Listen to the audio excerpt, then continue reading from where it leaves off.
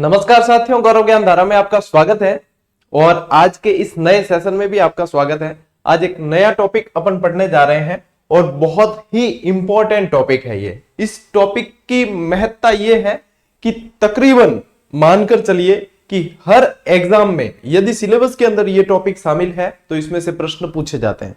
ये थोड़ा सा जो विद्यार्थी बार बार इन्हें दोहराना पड़ता है, विद्यार्थियों के लिए थोड़ा सा ये कठिन टॉपिक की श्रेणी में आ जाता है। कारण ये होता है कि प्रजामंडल वाले टॉपिक के अंदर प्रजामंडल के सन भी याद करने पड़ते हैं और प्रजामंडल की स्थापना का श्रेय किसे किया है वो भी याद करना पड़ता है। तो कहीं ना कहीं जो है थोड़ी सी मुसीबतें लेकर आता है विद्यार्थियों के लिए। लेकिन जैसा आप सभी को पता है, जीजीडी जो प्लेटफॉर्म है वो उन मुसीबतों का हल लेकर आता है। तो यही हल इसमें भी अपन करेंगे। और जैसे कि कल तक अपन ने राजनीतिक संगठन वाली क्लासें पूरी पढ़ ली, उसमें से 2 क्लास मतलब लास्ट जो क्लास थी उसको मैंने मर्ज करके दी थी क्योंकि वो डिजिटल बोर्ड पर शूट हुई थी और परफेक्ट थी।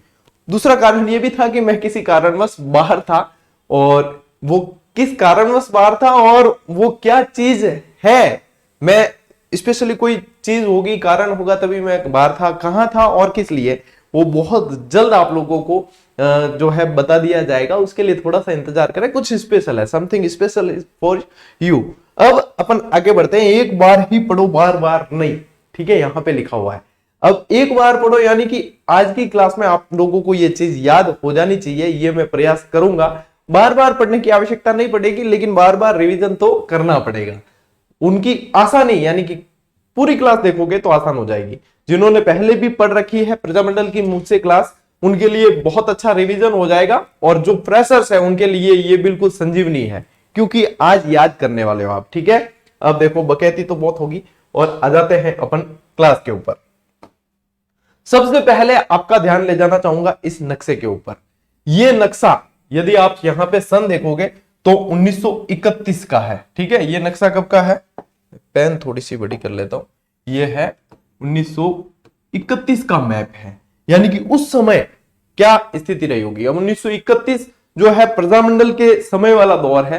प्रजामंडल के अंदर यदि देखोगे आप तो इसको 3 भागों में मुख्य तौर पे बांटा हुआ है। एक 1927 से पूर्व, एक 1927 से 38 और एक 1938 के बाद, ठीक है। यदि आपको कहते हैं कि इनका प्रजामंडल जो आंदोलन है, इनका विभाजन, ठीक है, विभाजन जो है वो 3 भागों में है, जिसमें से नंबर 1 तो है वो है 1927 से पूर्व, यानी जो घटनाएं हुई जितनी भी हुई वो सब आएगा। अब क्लास को कंटिन्यू रखें आप, ये टप टप टप टप मत कर, जो ये टप टप करने वाला है ना, ये टप टप मतलब है स्किप, 10-10 सेकंड है यार सर। ऑफलाइन में तो यदि ये क्लासें हो तो 2-2 3-3 घंटे निकाल दिया जाता है, वहां बड़े मजे लेते हैं स्टूडेंट। लेकिन यहाँ पे टप टप टप, क्योंकि खुद को अधिकार मिला ना, ये हमारा जन्मसिद्ध अधिकार है कि हमारे मोबाइल में हम जो है स्किप कर सकते हैं, ठीक है। वो जन्मसिद्ध अधिकार का उपयोग यहाँ पे नहीं करना है, नहीं तो फिर आगे के लिए खतरा होगा। 1927 से पूर्व दूसरा जो है वो टाइम पीरियड 1927 से 1938 वाला रहेगा आपके। और तीसरा टाइम पीरियड जो हो जाता है वो 1938 के पश्चात। देखो मैं क्लासेस लेता हूं बिल्कुल मतलब जैसे रिलैक्स होके, ठीक है। ऑफिशियली तरीके से लेता ही नहीं हूं मैं, क्योंकि ऑफिशियली तरीके से मैं लो तो मैं पढ़ा ही नहीं सकता। मैं ऐसे पढ़ाता हूं जैसे कोई मेरे घर के भाई बहनों को पढ़ा रहा हूं, और विद्यार्थी भी इसी नजरिए से पढ़ते हैं। तो जो नए विद्यार्थी है वो थोड़े दिन में सेट हो जाएंगे और आदतों से वाकिफ हो जाएंगे, ठीक है ना। तो ये 3 भागों में विभाजित है, यानी कि ये 1931 का नक्शा है। तो यहाँ पे आप देखोगे कि ये उस समय का है। अब वर्तमान जो राजस्थान देखते हैं वो 1956 के बाद वाला है, एकीकरण पूरा हो गया उसके बाद वाला है, ठीक है। एकीकरण भी पढ़ाऊंगा आने वाले समय। ये उस समय का नक्शा है। तो यहाँ पे जयपुर की स्पेलिंग अभी आपको छोटी दिख नहीं रही होगी, ये लिखी हुई JAIPER।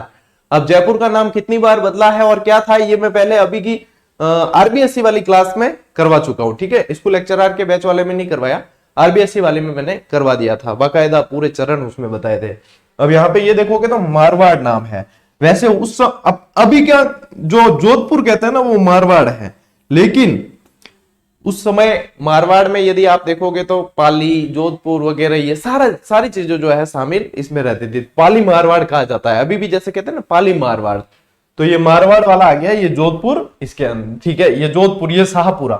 शाहपुरा जो है राजस्थान की पहली उत्तरदायी शासन की स्थापना करने वाली रियासत रही है। ठीक है, सबसे छोटी रियासत भी कहते हैं और उत्तरदायी शासन की स्थापना। ये बूंदी टोंक यहां तक विस्तृत था। अब वर्तमान में टोंक की स्थिति ये है, लेकिन उस समय जो है ये हिस्सा भी टोंक के अंदर आया करता था।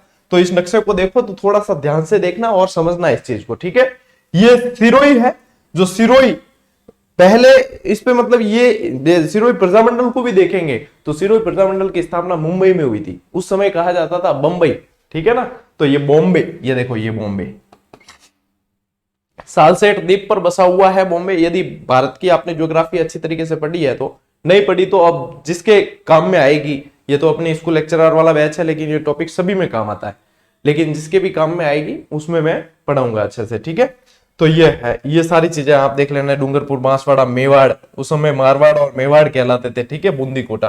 तो ये नक्शे को ध्यान में रखना और संभाल के रखना, ये काम की चीजें हैं। ये बहुत रेयर मैप्स है जो बहुत मुश्किल से मिलते हैं। होदे लव में मतलब थान वास्ते है ना, होदे के। अब मतलब क्या चाहिए विद्यार्थियों को, होदे मतलब मारवाड़ी नहीं समझते हैं उनके लिए, यानी ढूंढ ढूंढ के लाता हूं कि ये चीजें इनको चाहिए, ये चाहिए, ये इस क्लास के लिए परफेक्ट है। हर क्लास के ऊपर मेहनत की जाती है, तो हर क्लास को आप बिल्कुल शिद्दत से और सीरियसली लें। ये तुलना न करें कि क्या पता इससे बेहतर पेड कोर्स होगा। यदि ये विश्वास जब तक नहीं आएगा तब तक आपके लिए क्लास की अहमियत नहीं रहेगी। ये डंके की चोट पर कहा जा सकता है, और आप लोग देखते भी है कि निश्चित रूप से अब सिलेक्शन आने लग गए हर वैकेंसी के अंदर। मैं जहां तक सोच रहा हूं अभी, जैसे कि रीट वाली जो वैकेंसी है और जितनी भी वैकेंसी है, रीट और सेकंड ग्रेड में मुख्यतः पूरा कोर्स करवाया था, तो मैं मानकर चल रहा हूं कि 20 से 25% स्टूडेंट निश्चित रूप से ऐसे हैं जिन्होंने कहीं ना कहीं अपनी क्लासेस देखी और उनको फायदा हुआ है, या बुक्स पढ़ी है या जैसे भी। तो ये इसलिए बताया भी जाता है कि इसके लिए, क्लासेस के लिए, या आपने कभी कोई पेड कोर्स वगैरह इस तरफ नहीं सोचते हैं, और ये और विद्यार्थियों को हित पहुंचा सकता है। तो इसलिए अच्छी चीजों का प्रचार जो है करना चाहिए, तो उसमें कोई बुराई नहीं है। अब बात करें अपन कि प्रजामंडल का शाब्दिक अर्थ क्या है, समझना इन चीजों को, यहां से कंसेप्ट क्लियर करूंगा मैं। ठीक है, ये नोट्स मेकिंग पैटर्न पे इसलिए मैं चलाता हूं क्योंकि यही चीज यदि ऑफलाइन होती ना तो मैं खाली बोर्ड लेकर आता, तो उसमें क्या है कि मैं खुद लिखवाता विद्यार्थियों को कि यहां आप लिखिए, और ये क्लास होती जो आधे घंटे में आपको मिल रही है वो होती 2 से ढाई घंटे की। लेकिन ऑनलाइन है तो हमें उसका सामंजस्य लेकर चलना पड़ता है कि मेरी क्लास तो हो जाएगी और मैं एक बार समझा दूंगा, विद्यार्थियों को समझ भी आ जाएगा, लेकिन 4 दिन बाद जब वो वापस पढ़ना चाहेंगे तो उनके पास में नोट्स होने चाहिए पर्याप्त, और समय भी बचाया जाए तो वो उसे रिवीजन कर सके। उसी आधे घंटे की क्लास को मैं 2.5 घंटे में देने से बचता हूं। ठीक है ना, और मेरा नजरिया यह है, हर शिक्षक का पढ़ाने का पैटर्न अलग होता है, हर विद्यार्थी का समझने का पैटर्न अलग होता है, ये अपनी अपनी समझ पर डिपेंड करता है। अब बात करते हैं इसके शाब्दिक अर्थ की। तो देखो, प्रजा, प्रजा यानी जनता। ठीक है, तो यहां पे प्रजा का तो अपन प्रजा ही लिख लेते हैं, और प्रजा का संगठन, मंडल यानी क्या होगा, कोई मंडल है, कोई ग्रुप है। ठीक है, तो प्रजा का संगठन कह सकते हैं अपन इसको, प्रजा का संगठन या जनता का समूह। अब ये चीजें क्या है, प्रजामंडल क्या है, इसकी आवश्यकता क्यों हुई, ये चीजें यहां से समझो। एक अखिल भारतीय देशी राज्य परिषद थी। ठीक है, अखिल भारतीय देशी राज्य परिषद 1927 में स्थापित की गई। एक ऐसा मतलब संगठन था, एक ऐसी आप संस्था कह सकते हो जिसके प्रयास ये थे कि राज्य में शासक के अंदर ही उत्तरदायी शासन की स्थापना की जाए। थोड़ा दिमाग मतलब जन्ना है ना कि ये क्या भाषा बोली सर ने। मैं आसान भाषा में आपको समझाऊं कि राजाओं का शासन कैसा था कि राजा ने कहा कि भाई हाँ और यूं करना है, यूं इन सजा दे दी जाए, इन 500 कोड़ा ठोक दिया जाए, ठीक है, इन सुली माते लड़का दिया जाए, ऐसा सब राजा शासन। ठीक है, राजतंत्र। फिर राजा का बेटा ही राजा बनेगा। ठीक है, राजतंत्र यही था, ऐसा तो है नहीं कि जनता में से कोई आके बन जाएगा। फिर आया मतलब अपने जनतंत्र। ठीक है, उसमें क्या होता है कि जनता के प्रतिनिधि चुनकर कोई भी, जैसे अभी जो अपना चल रहा है लोकतंत्र है, इसमें जनता के प्रतिनिधि आते हैं और वो प्रशासन चलाते हैं। इसमें कोई राजा नहीं है, वो जनता का प्रतिनिधि है, वो जनता के प्रति उत्तरदायी है। इस शब्द को सुनना, उत्तरदायी। ठीक है, क्या है, उत्तरदायी यानी कि जवाबदायी यानी देना। आपने क्या क्या चीजें की है, आपको जवाब देना पड़ेगा। किसको देना पड़ेगा, जनता को देना पड़ेगा। क्यों देना पड़ेगा, क्योंकि जनता ने चुना है। किसके लिए चुना है, जनता की सेवा के लिए चुना है। तो जितने भी आप एमएलए एमपी वगैरह जो भी देखते हो आप, वो सारे कोई मतलब राजा या महाराजा ऐसा नहीं है, वो सेवक है। किसके सेवक है? जनता के सेवक है, और उनको सेवा के लिए चुना है। इन चीजों को समझना है। तो ये उत्तरदायी शासन यही था। अब देखो क्लासें बहुत सारी आपने देखी होगी, लेकिन इस पे चर्चा नहीं की जाती कि उत्तरदायी शासन, बस ये कह दिया जाता उत्तरदायी शासन की मांग थी। उत्तरदायी शासन होता क्या है? ऐसा शासन जिसमें जनता के प्रति जवाबदारी होती है, कि जनता को जवाब देना पड़ेगा कि भाई 500 कोड़ा इन ठोकिया, तो ठोकिया क्यों है, इसने क्या किया है, इसका जवाब जनता को देना पड़ेगा। सजा भी किसी को दे रहे हैं तो उसके मतलब पूरी बताना पड़ता है कि क्या है। यह है उत्तरदायी शासन। उस समय रजवाड़ों का शासन था, राजा महाराजाओं का शासन था, तो राजा महाराजा इसके प्रति जवाबदार, मतलब उनके अधीन उत्तरदायी शासन होगा। यह मांग अखिल भारतीय देशी राज्य लोक परिषद ने मतलब ये मांगे उठाई। ठीक है।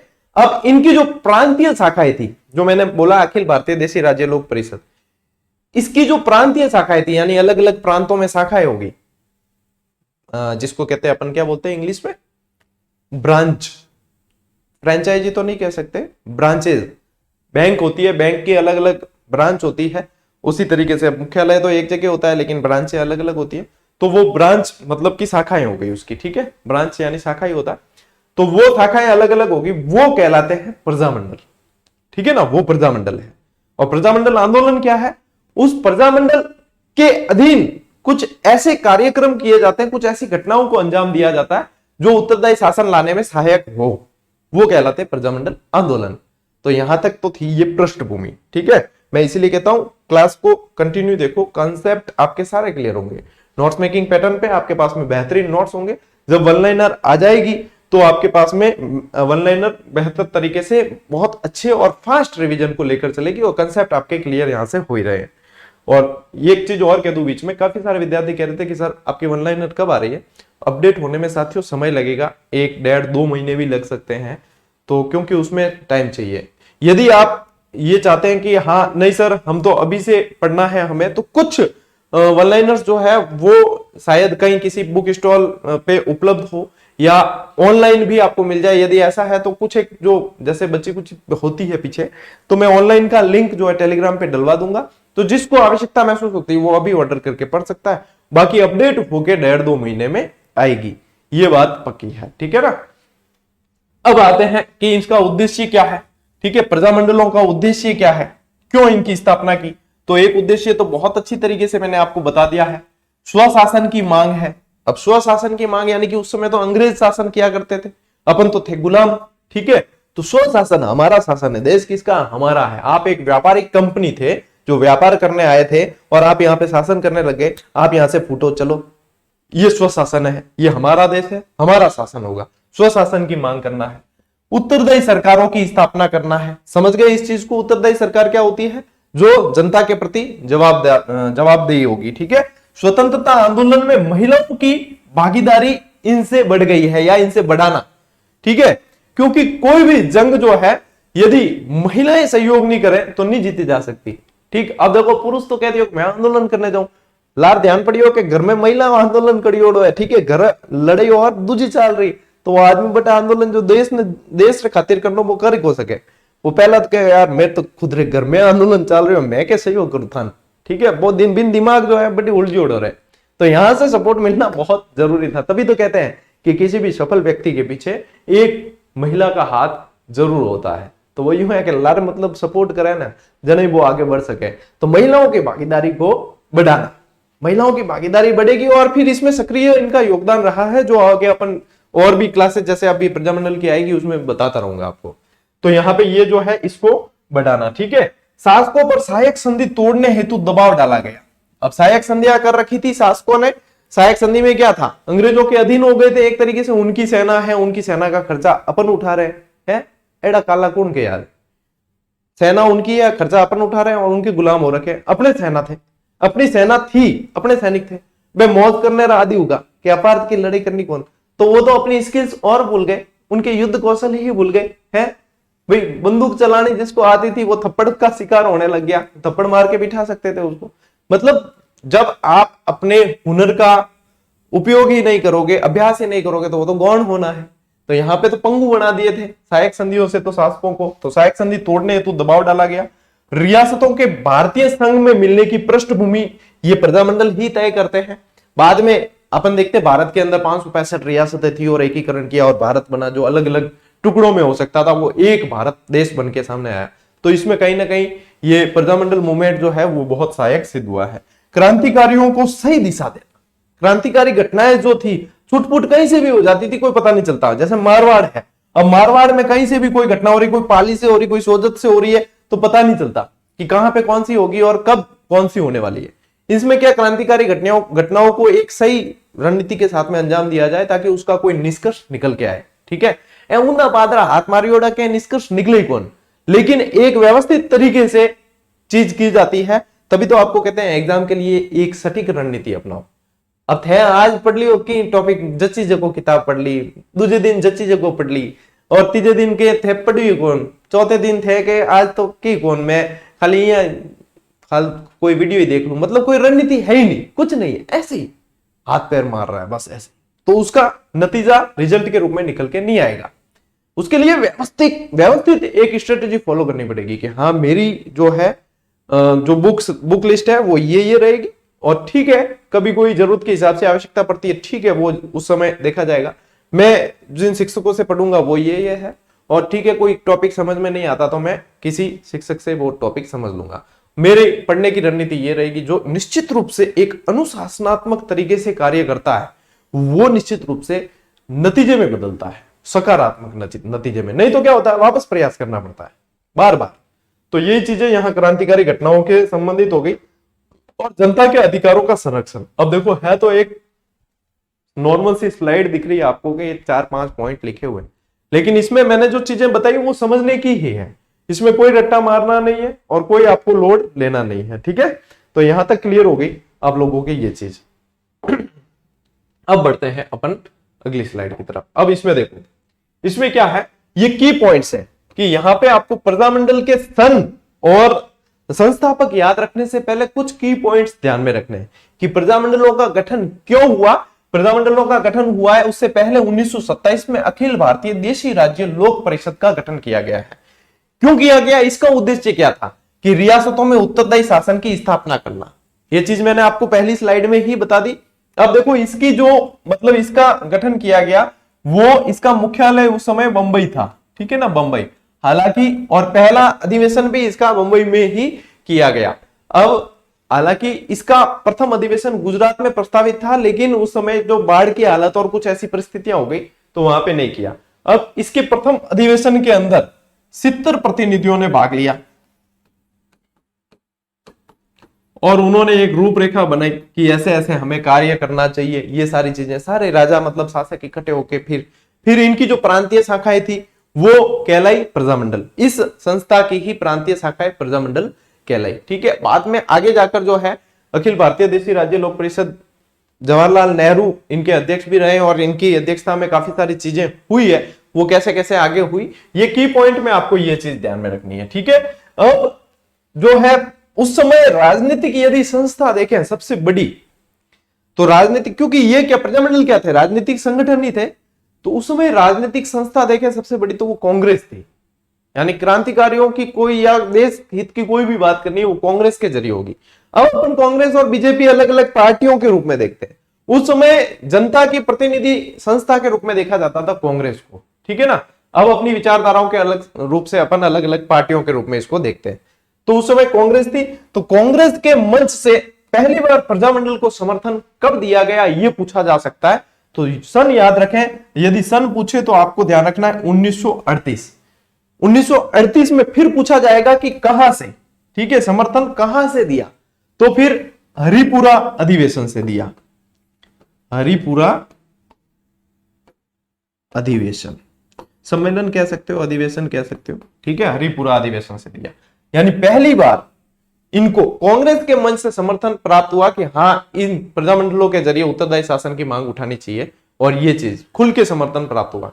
इस पे बहुत अच्छी तरीके से व्यवस्थित रूप से प्रस्ताव पारित करके अमल किया गया। वो इसके जस्ट बाद में त्रिपुरी अधिवेशन हुआ था, उस त्रिपुरी अधिवेशन के अंदर ये चीजें क्लियर की गई। ठीक है, हरिपुरा अधिवेशन की अध्यक्षता जो है वो सुभाष चंद्र बोस ने की थी।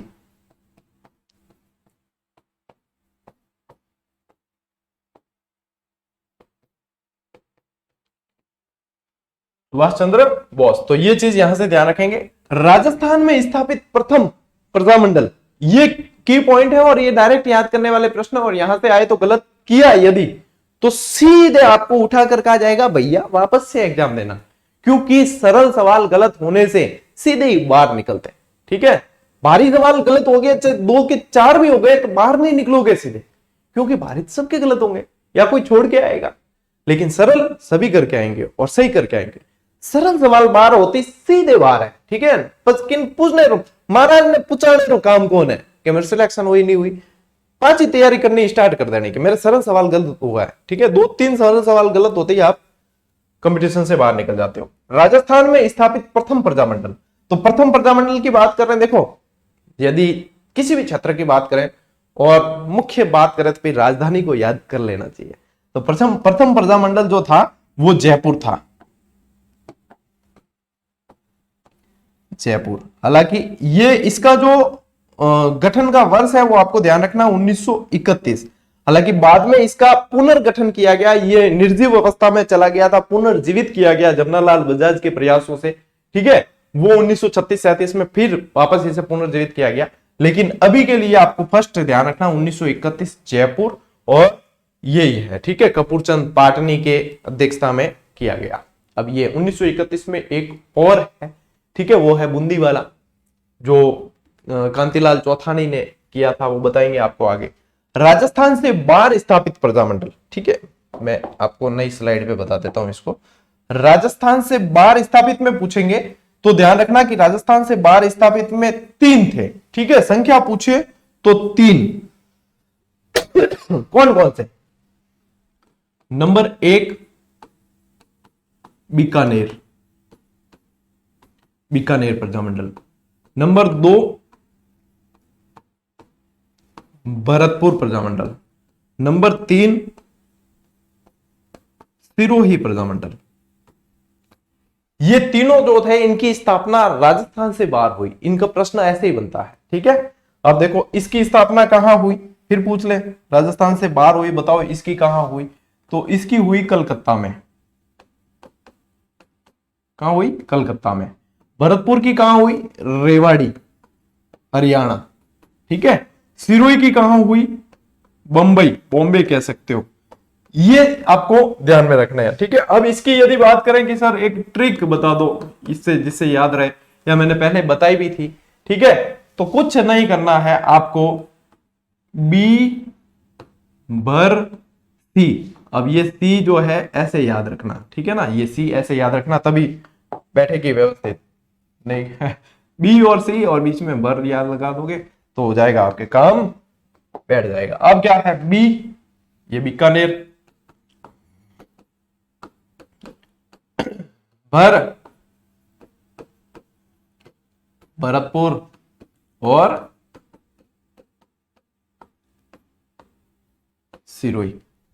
आयो मुझे तो ठोको शेयर और ठोको लाइक। ठीक है, क्योंकि मैं यहां भी थन क्लास में कया भी नहीं करूं कि लाइक करो, सब्सक्राइब करो, शेयर करो, यूं करो, वो करो, फलाना ढिमका।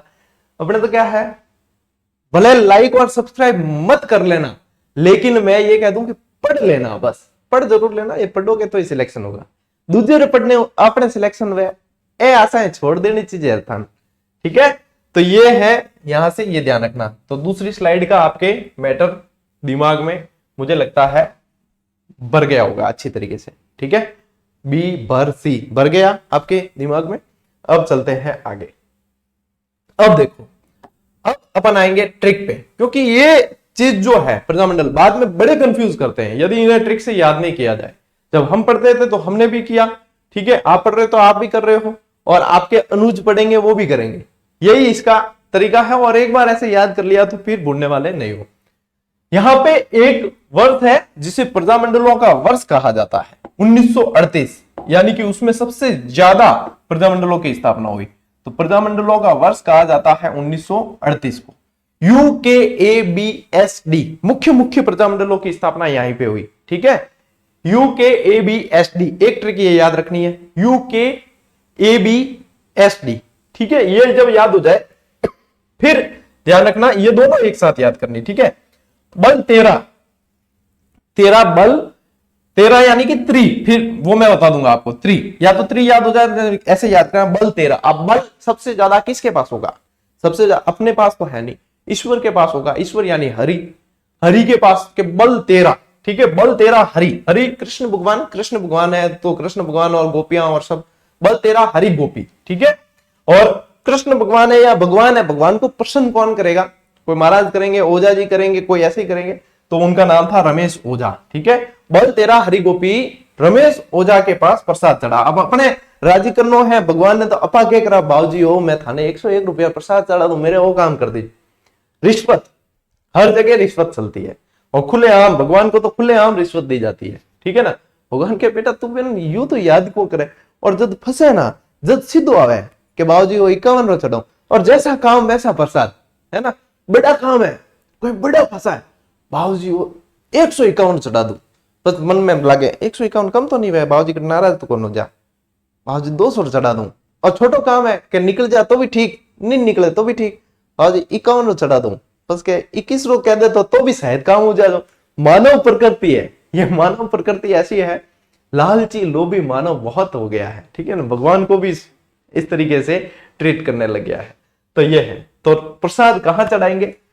भगवान के पास, महाराज के जरिए चढ़ाएंगे ना। मीडिएटर कौन है? रमेश ओझा जी मीडिएटर है, किससे? अपन को भगवान से मिलाने के। ठीक है, तो बल 13 हरि गोपी रमेश ओझा के पास प्रसाद चढ़ा, ये याद रखना है। अब ये क्या चीजें हैं इनको समझो।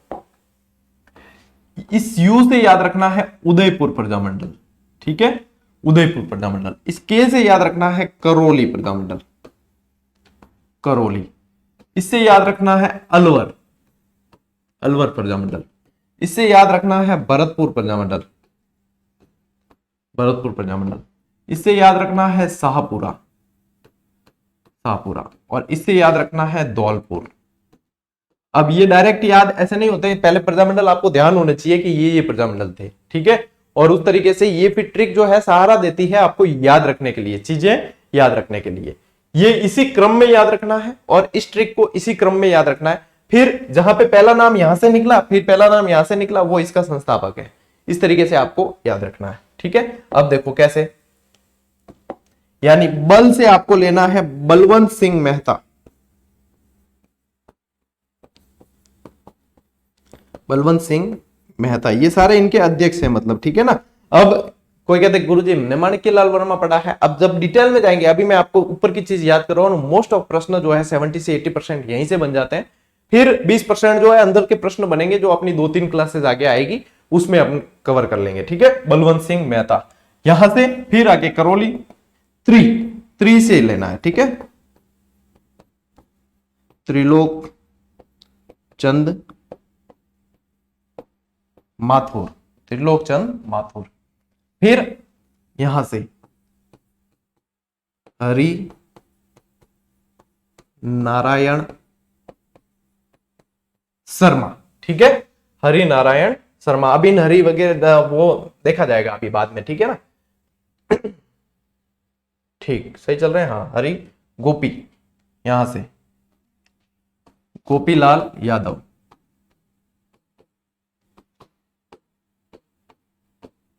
वो अभी हरि जो है वो तो कोटा में है, यहाँ पे हरि नारायण शर्मा, ये ध्यान रखना।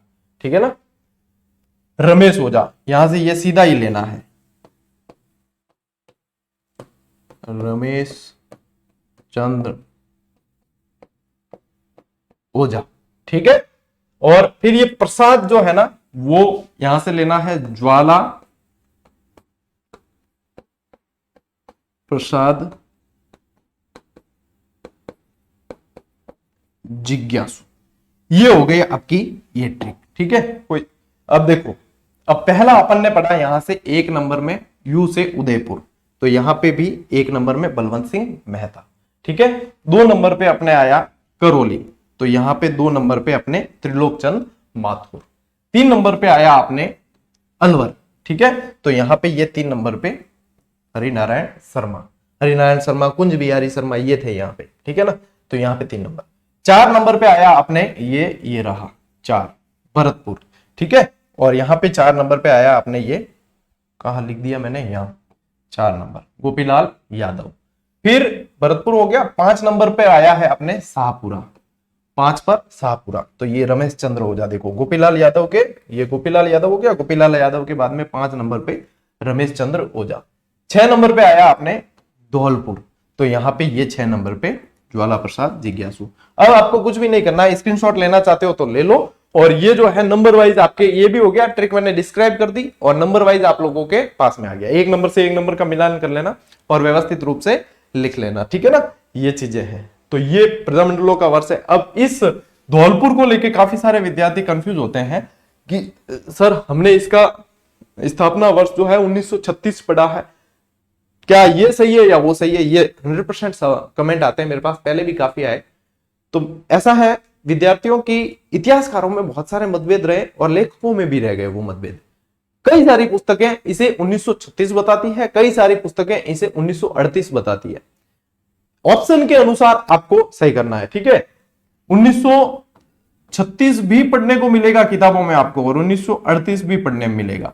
अब ऑप्शन के अकॉर्डिंग सही करना है, ठीक है। अब मान लो कि दोनों ऑप्शन आ गए, तो देखो फिर क्या होता है, फिर स्टूडेंट की होती है दुर्दशा। दुर्दशा इसलिए होती है कि आजकल तो वैसे ही दुर्दशा हो रखी है कि 150 प्रश्न का पेपर जो है आयोग सही नहीं बना पाता, उसके बाद में 3-3 बार उत्तर कुंजी बदल देता है। तो मतलब फिर एक्सपर्ट होने का मतलब क्या है, इससे क्या मतलब, 150 प्रश्न जो पूरे राज्य लेवल पे करवाना है, जो नौकरी दे रहा है वो पेपर, वही एक सही तरीके से नहीं करवा सकते, तो फिर एक्सपर्ट किस बात के हैं कि वो कैसा पेपर बनाते हैं। इससे अच्छा तो प्री एग्जाम करवाने वाली जो संस्था, कोचिंग संस्था ने प्री एग्जाम करवाती है, वो करवा देती है 4-4 प्री एग्जाम, और बिल्कुल व्यवस्थित, बताइए, और बिना लीक हुए। क्या पता क्या चल रहा है वो पता नहीं। जब मान लो दोनों आ गया, ठीक है ना, दोनों ही आ गए मान लीजिए, तो उसके बाद में जो है ये प्रश्न डिलीट होने की संभावनाएं बढ़ जाती है, क्योंकि 1936 भी ऑथेंटिक पुस्तकों में भी आपको मिल जाएगा और 1938 भी मिल जाएगा। फिर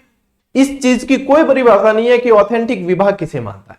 ऑथेंटिक विभाग इसको मानता है कि उनको उनका जो मिल गया, उनको जो मानना है वो सही, वो सोर्स मिल गया उसको मान लेता है। ये इनके कोई क्राइटेरिया नहीं है, कोई दायरे नहीं है, कोई नियम नहीं है, ऐसे ही चल रहा है। तो यहां पे ये चीजें ध्यान रख लेना, ठीक है। जहां पे आपके डाउट रह सकते थे वो मैंने यहीं हाथों हाथ ही क्लियर कर दी। अब ये जो है इसमें आपको ध्यान रखना है, स्थापना वर्ष अन्य प्रजामंडल है, इस ट्रिक वाला ये जो बता रहा हूं ये है 1939 का, ठीक है। 1939 में किस किस का गठन हुआ, इसमें है के ध्यान रखना, के, और इस ट्रिक को ध्यान रखना, न्यू गो क्रांति, ठीक है। के में क्या है, यहां से आपको लेना है कोटा, पहले नंबर पे कोटा, ठीक है। फिर लेना है सिरोई, और यहां से लेना है किशनगढ़,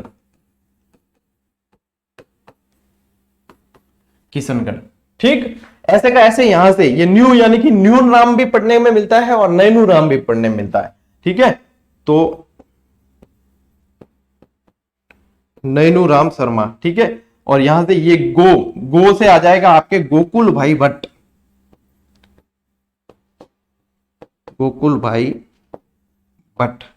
जिन्हें राजस्थान का गांधी भी कहा जाता है। और यहां से आएगा कांतिलाल चौथानी,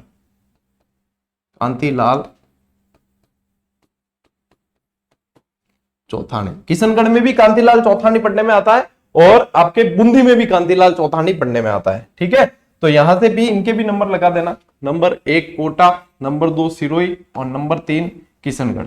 फिर ये नंबर 1, नंबर 2 और नंबर 3 भूलोगे नहीं, बस एक बार आपको थोड़ी सी मेहनत पड़ेगी। इसके बाद में ये ऐसा कंफ्यूजन वाला टॉपिक है जो बार बार भूलते हैं, फिर भूलने का कोई चांस नहीं रहता है, और काफी सारे विद्यार्थी इसको बहुत अच्छे से याद कर दिए हैं और बहुत अच्छे से एग्जाम में सही भी करके आते हैं। फिर देखो बीमा बूंदी का, कैसी अच्छी ट्रिक है बीमा बूंदी का। अब ये बीमा बूंदी का जो है ना, वो है आपके, यहां से आपको लेना है बी से बीकानेर, और यहां से ये आ जाएगा मघाराम वैद्य। ये बूंदी से ये ऐसे का ऐसे बूंदी आ गया, और यहां से कांतिलाल चौथानी, ठीक है ना। बीमा बूंदी का। ये है आपके सन भी बता देता हूं साथ साथ, 1936 भीमा बूंदी का मगाराम वेद, ठीक है ना। बीकानेर वाला है 1936 और बूंदी वाला है 1931, ठीक। 1931 में जयपुर भी हुआ था, ये भी हुआ था, और यहां से ये आ गया 1939। तो ये चीजें जो है आप लोगों के लिए आसान करने का प्रयास किया गया है, क्योंकि ये चीजें ऐसी है साथियों कि इसमें मतलब बहुत सारी चीजें जो है आप लोगों को याद करनी पड़ती है और भूलने के चांस, कंफ्यूजन के ज्यादा रहते हैं। अब बच्चे पूछे यानी कि सन और अध्यक्ष पूछे जाएंगे इनके, तब आप गलत नहीं करोगे बिल्कुल ही, ठीक है ना। अब देखो ये ट्रिक, अब इसमें क्या करना है, इनके सबके आगे आपको 19 लगाना है, और जैसे किसी के नंबर याद करो गिनती के जैसे, ये तो 42 43 44 45 45 46, 42 43 44 45 45 46। अब यहां पे मैंने दो तरह की ट्रिक बनाई है, लेकिन ये थोड़ी सी आसान याद हो जाती है। किसी का नाम है ऐसे याद कर लेना, मेरा दोस्त है एक, उसका नाम है कुबाड़ू जयप्रजा। सर ऐसा कैसा नाम है, ऐसे ही रखा भाई। नाम रखना उसके खुद के हाथ में थोड़ी है, उसके माँ बाप ने रखा, तो क्या कर सकते हैं, कुबाड़ू जयपुर जा, ये नाम रख दिया कि कुबाड़ू जयपुर जा, कि जयपुर जा, ठीक है। ये अब इनके आगे लगाना क्या है, 19 19 लगाना है। जैसे ये 19 है तो यहां पे क्या हो जाएगा 1942, ठीक है। ये तो 1943 ये। अब इसमें एक ट्रिक बीच में और आपको याद रखनी है, वो है, मैं यहां लिख देता हूं,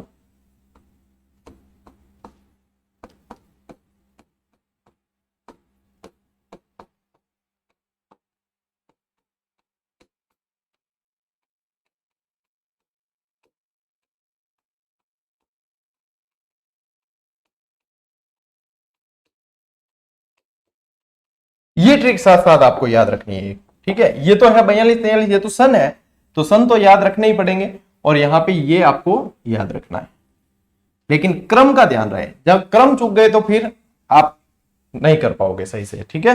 तो क्रम का ध्यान रखना जरूरी है। अब देखो सन तो आप यही है कि ये 1942 हो गया, ये 1943 हो गया, ये 1944 हो गया, इसी तरीके से ये आगे आगे, ठीक है। अब आपने कहीं कोई सन पढ़ रखा है, कहीं कोई पढ़ रखा है, उसका मुझे नहीं पता, लेकिन मैंने जो बता रहा हूं, या मैं जो बता रहा हूं वो कई किताबों से और ऑथेंटिक सोर्सेज से चेक किए हुए हैं। तो आपके ऊपर है निर्णय कि आपको यदि सही नहीं लगता तो मत मानना फिर, और तो क्या। बाकी कई विद्यार्थी ऐसे होते हैं, गुरुजी आपने ये बताया, हमने ये पढ़ा, सही क्या है, तो मैं तो मेरी तरफ से जो बता रहा हूं मेरे अनुसार तो सही है, मुझसे पूछोगे तो मैं मेरे को ही सही बताऊंगा। तो ये तो आपका निर्णय है कि सही क्या है, वो आपको देखना है, ठीक है। अब देखो ये यहां से कुशलगढ़, कुशलगढ़, बांसवाड़ा, हाँ कोई बाड़मेर मत कर देना, उस समय मैंने इसीलिए पहले नक्शा बताया, बाड़मेर उसमें नहीं है, ठीक है। डूंगरपुर, सब तरीके से बताया जाता है आपको, फिर भी करो तो फिर पता नहीं। जैसलमेर, ठीक, प्रतापगढ़, और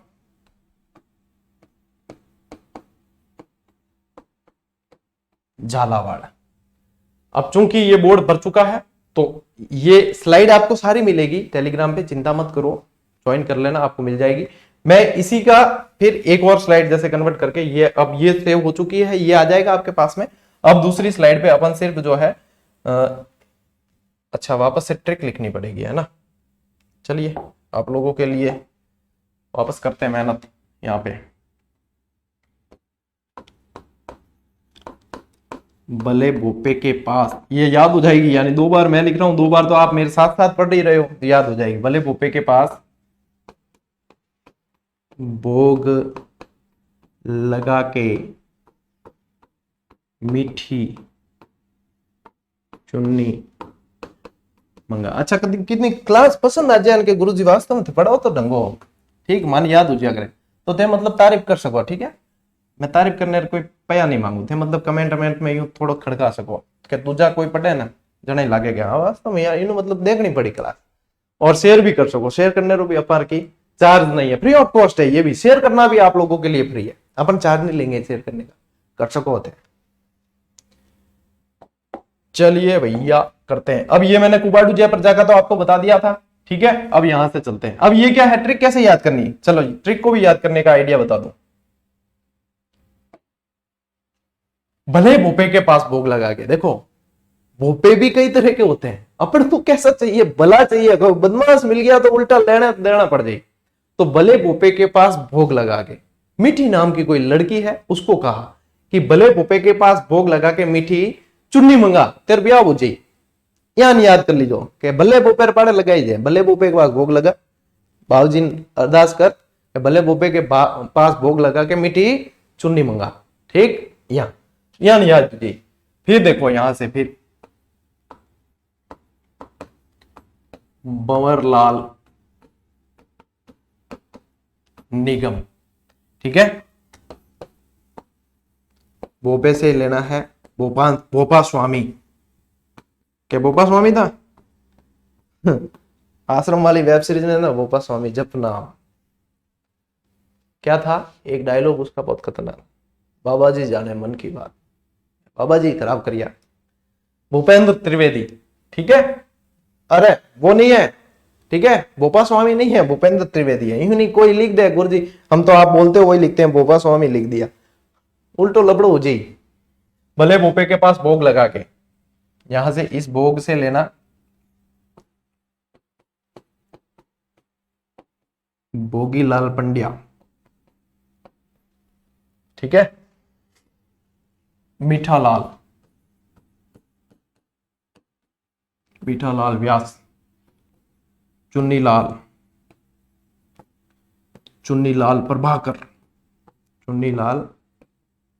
प्रभाकर, यहां पे भी लिख दूं क्या पूरा नाम, व्यास जी है ये, और मंगा से पेन चेंज करके लिख देता हूं ना, कंफ्यूज नहीं हो गए, मांगी लाल भव्य। अब जिस क्रम में ये लिखा था, कुशलगढ़, बांसवाड़ा, डूंगरपुर, जैसलमेर, प्रतापगढ़, झालावाड़, उसी क्रम में इनको ले लेना। ठीक है, सबसे पहले नंबर 1 पे अपन ने ये भंवरलाल निगम, फिर दूसरे नंबर पर ये भूपेंद्र त्रिवेदी, फिर तीसरे नंबर पर भोगीलाल पंड्या, तो डूंगरपुर का भोगीलाल पंड्या है, ऐसे ध्यान रखना है। ठीक है, चौथे नंबर पर आ गया आपने मीठालाल, तो आपने चौथे नंबर पर यहाँ जैसलमेर का मीठालाल, फिर 5वें नंबर पर चुन्नीलाल, ठीक है, तो यहाँ पे प्रतापगढ़ का चुन्नीलाल, फिर यहाँ पे 6ठे नंबर पे आ गया आपके मंगा यानी मांगीलाल भव्य, तो यहाँ झालावाड़ का ही आ जाएगा। इस तरीके से आपके बिल्कुल आसान हो जाएगा। अभी लगेगा कईयों को कि सर ये याद करने से अच्छा है तो हम तो ऐसे डायरेक्ट याद कर लो, तो किन पूछने काम डायरेक्ट ही कर लो थे, ठीक है, लेकिन वो बाद में पता चलेगा जब प्रश्न गलत होते हैं, जब अभ्यास करोगे कि ये तो यार मुझे याद ही नहीं, इसका तो मुझे ये लग रहा है, इसका तो मुझे मीठालाल लग रहा है, इसका चुन्नीलाल लग रहा है, किसका मीठा है किसका चुन्नी है कोई पता नहीं चलता, तब जाकर ये चीजें काम आती है। सिर्फ अंगुलियों पे गिनते हो आप कि हाँ भले भोपे के पास भोग लगा के मीठी चुन्नी मंगा, ठीक है, कुबाडू जय प्रजा, चौथे नंबर पे ये आ रहा था, चौथे पे ये भी आ रहा है, इसका यही है, गलत होने का कोई चांस नहीं है, तो वहां पे ये चीजें आपको समझ में आएगी कि वास्तव में ये, और इससे आसान तरीका नहीं हो सकता, इसकी और कोई ट्रिक नहीं है, ठीक है ना। तो ये आपको मैंने स्टोरी भी बता दी, ट्रिक भी बता दी, सब कुछ बता दिया, जैसे भी याद करो ये है, ठीक है। और आज की ये क्लास यहीं पे पूरी होती है, क्योंकि आज की क्लास हुई भी लंबी है, क्योंकि आज की क्लास है भी महत्वपूर्ण। अब अगली जो क्लास आएगी उसमें अपन इन पे जैसे कि अंदर जो प्रश्न बनते हैं, जैसे जयपुर प्रजामंडल है, फिर इसके अंदर ये आजाद मोर्चा का गठन हुआ, ये सारी चीजें पढ़ेंगे और थोड़ा सा प्रजामंडल को विस्तृत देखेंगे।